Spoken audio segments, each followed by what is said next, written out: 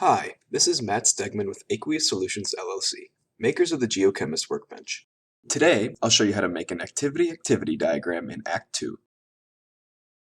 This example considers a system with chloride complexing with copper in the presence of carbon dioxide gas. Let's begin in the basis by choosing copper as our diagram species, and we'll set its activity using a log scale.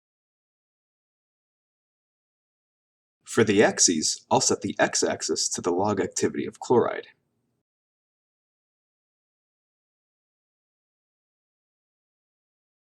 And the y-axis to the log activity of dissolved oxygen, with the axes having these ranges.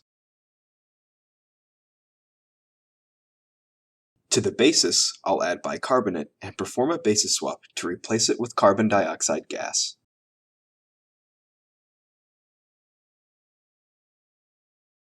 I'll set the fugacity of the carbon dioxide gas to 1.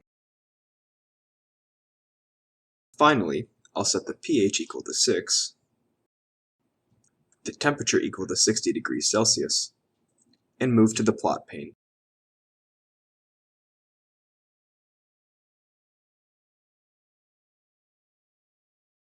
Displayed is the activity diagram for chloride complexing on copper.